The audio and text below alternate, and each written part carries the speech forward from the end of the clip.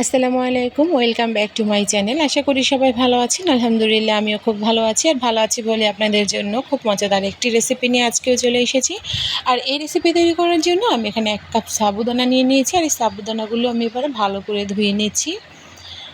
আমি 1 কাপ সাবুদানা নিয়েছি আর এর মধ্যে কিন্তু আমি পানি দিয়ে হাতে একটু কচলে সাবুদানাটা ভালো করে ধুয়ে নিয়েছি। আর এই রেসিপি তৈরি করার জন্য কিন্তু একটু শক্ত মানের যে সাবুদানাগুলো পাওয়া যায় ঝরঝরে, ওই সাবুদানাগুলোই আপনারা ব্যবহার করবেন। অনেক সাবুদানা আছে পানি দেওয়ার সাথে সাথে মিলিয়ে যায়, ওই সাবুদানাগুলো দিয়ে কিন্তু এই রেসিপিটা ভালো হবে না।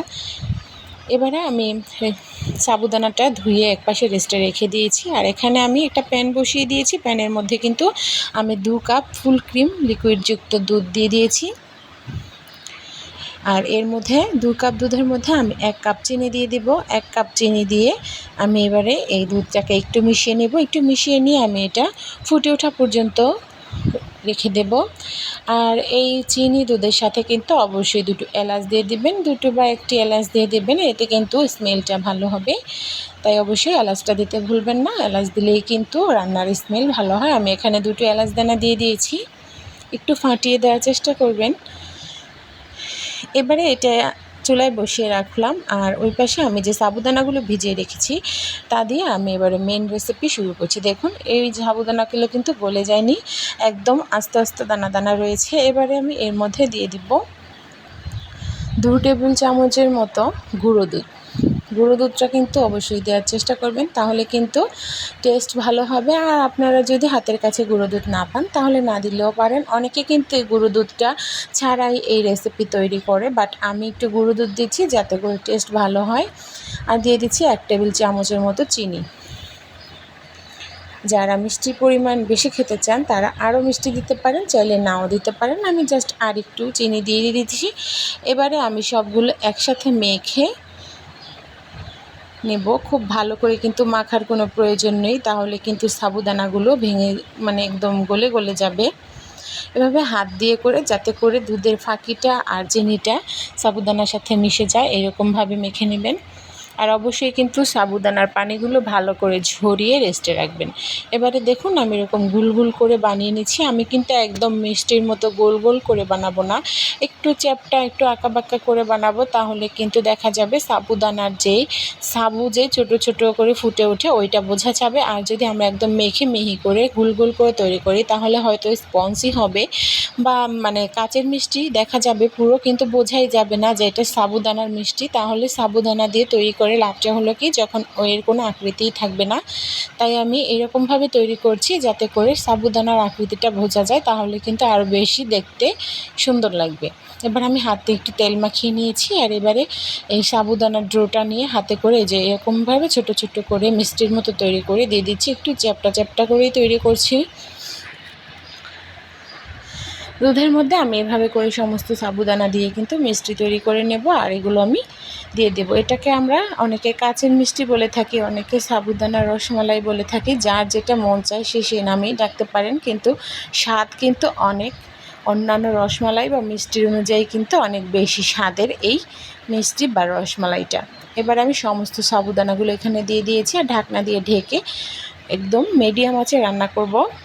10 মিনিট পর ঢাকনা খুলে দেখলাম একদম ফুটে উঠেছে চতুর্দিকটা। তাই আমি আবার একটু নেড়ে চেড়ে দিচ্ছি। দেখতে পাচ্ছেন একটা মিষ্টিও কিন্তু ভেঙে যায়নি, খুব সুন্দর লাগছে দেখতে। দুধটা ঘন হওয়া পর্যন্ত জাল করতে থাকবেন। যখন দুধটা একটু ক্রিমি বা একটু কনডেন্স মিল্কের মতো ঘনত্ব চলে আসবে তখন কিন্তু নামিয়ে নিলে আপনি পারফেক্ট টেস্ট পাবেন। এভাবে কিছুক্ষণ পরপর ঢাকনা খুলে খুলে নাড়া দিয়ে মিশিয়ে দেবেন। আর পাশ দিয়ে যদি একটু ফেনা ফেনা তৈরি হয়ে যায় ওগুলো কেচে দিয়ে দিবেন। আর আমি এই সাবুদানার মিষ্টিটা কিন্তু একদম পুরোপুরিভাবে সাবুগুলো একদমই সিদ্ধ করে নেব না, মাঝে মাঝে কিছু কিছু সাবু ভিতরে একটু সাদা সাদা রেখে আমি নামিয়ে নেব, তাহলে কিন্তু দেখতে অনেক ভালো লাগে। ডেকোরেশনের জন্য আমি এটা করছি, আপনারা চাইলে পুরোপুরি ফুটিয়ে নিতে পারেন।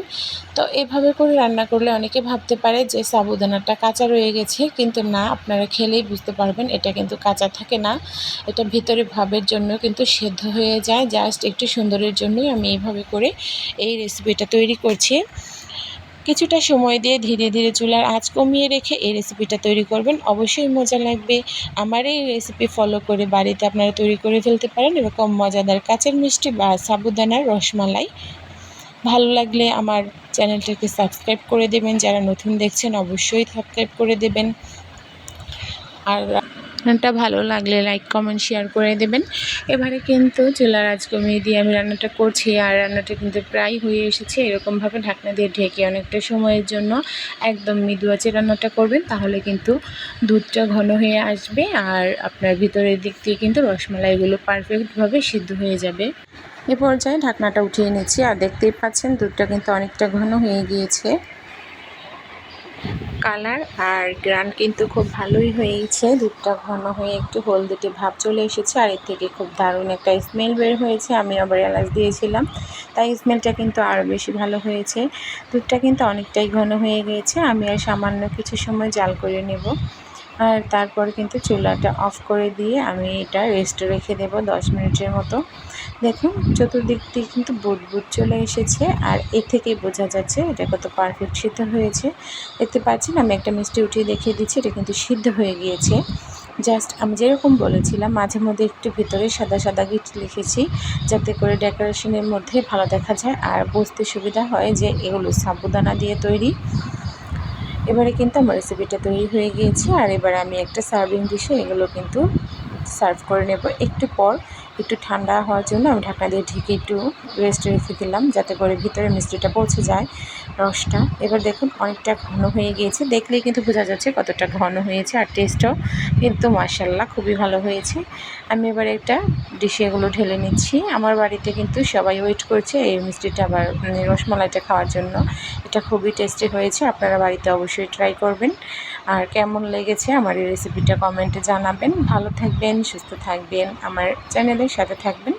দেখুন এটা অনেক মজাদার একটি রেসিপি। আমি একটা মিষ্টি হাতে নিয়ে আপনাদেরকে চাপ দিয়ে দেখিয়ে দিচ্ছি এটা কতটা নরম হয়েছে, আর এই মিষ্টিটা কিন্তু একদমই মানে দলা দলা হয় না, ছড়ি ছড়ি ভাব যেরকম শক্ত এরকম হয় না। দেখতে পাচ্ছেন চাপ দিলেই বোঝা যাচ্ছে এটা অনেকটা সফট একটা মিষ্টি। তো ভালো থাকবেন, সুস্থ থাকবেন।